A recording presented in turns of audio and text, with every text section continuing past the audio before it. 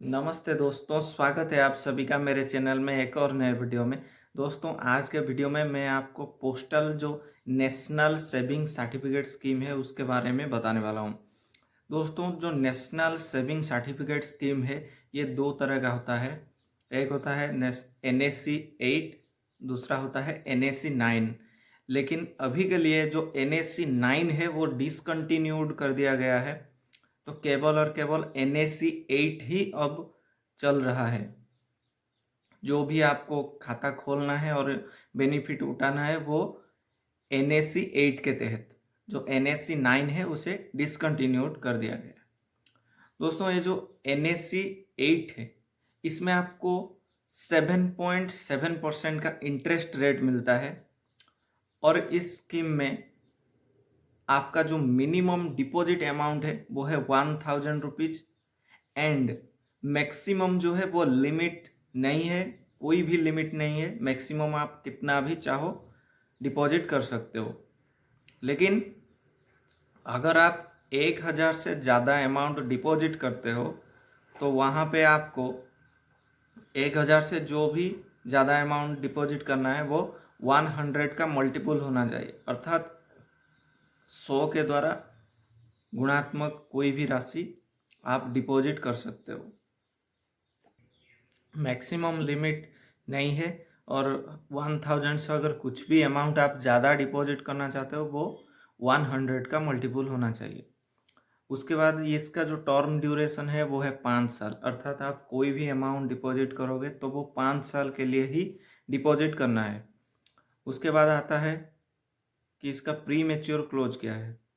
Pre mature close का जो criteria है वो ये है कि 5 साल से पहले अगर आप इसे बंद करना चाहते हो तो कुछ कंडीशन है, उस कंडीशन में आप इसे प्री मेच्योर क्लोज कर सकते हो।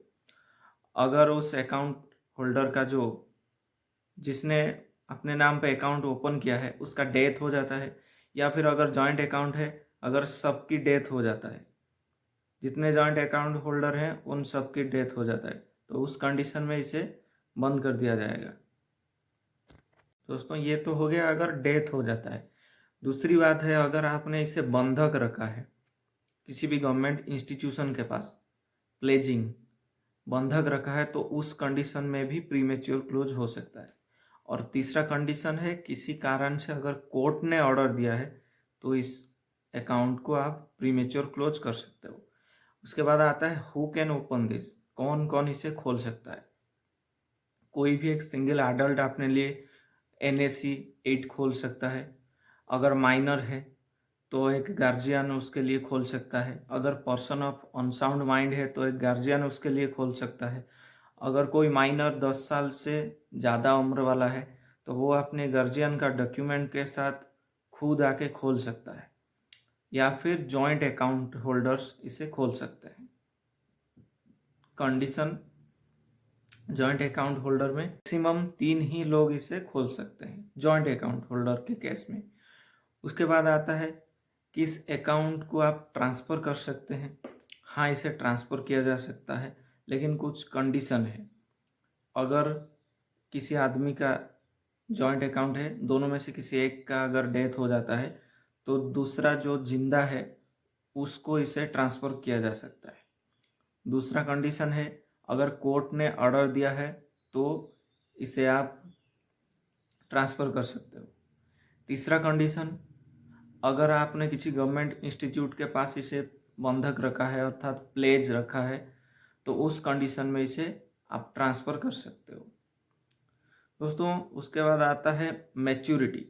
मैच्योरिटी आपका नॉर्मली 5 ईयर के बाद ही हो जाता है मैच्योरिटी, तो कोई दूसरा और क्राइटेरिया नहीं है, सिर्फ 5 साल हो जाएगा आपका, ये फुल्ली मैच्योर हो गया। उसके बाद स्कीम का दी एंड। तो उसके बाद आता है आपका कि किस कंडीशन में आप इसे प्लेज रख सकते हो। प्लेज उस कंडीशन में आप रख सकते हो, आपका अगर कोई दुविधा आया है तो उस कंडीशन में रख सकते हो, लेकिन प्लेज किस किस को दे सकते हो। एनी कॉरपोरेट कंपनी, वो चाहे पब्लिक या फिर प्राइवेट सेक्टर हो। दूसरा है किसी गवर्नमेंट इंस्टीट्यूशन के पास इसे रख सकते हो। तीसरा है कोई भी कोऑपरेटिव बैंक या फिर सरकारी बैंक के पास इसे आप रख सकते हो प्लेज। तो प्लेज जो बंधक है वो आपका अगर किसी कंडीशन ऐसा आया है कि आप फाइनेंशियली वीक हो गए हो या कुछ भी रीजन हो, तो आप अगर प्लेज रखते हो तो प्लेज रखने के लिए आपको इन्हीं में से किसी के पास रख सकते हो। कॉरपोरेट कंपनी, वो चाहे पब्लिक या प्राइवेट सेक्टर हो, किसी गवर्नमेंट इंस्टीट्यूशन के पास, या फिर आपका जो कोऑपरेटिव बैंक है उसके पास रख सकते हो, या फिर कोई गवर्नमेंट बैंक उसके पास इसे प्लेज रख सकते हो। एक और बात दोस्तों, ये जो स्कीम है इसमें आप एनी नंबर ऑफ अकाउंट खोल सकते हो, अर्थात आप जितने चाहे उतने नंबर का अकाउंट खोल सकते हो। 8, 10, 15 आप कितने भी चाहो अपने नाम पे ये अकाउंट खोल सकते हो, इसमें कोई ऐसी बंधक नहीं है। तो दोस्तों एनएससी के बारे में जो भी था मैंने ब्रीफली बताया। अगर इसके रिलेटेड कुछ भी डाउट आपको होता है तो आप मुझे कमेंट सेक्शन में पूछ सकते हैं। तो मिलते हैं अगले वीडियो में, तब तक के लिए जय हिंद।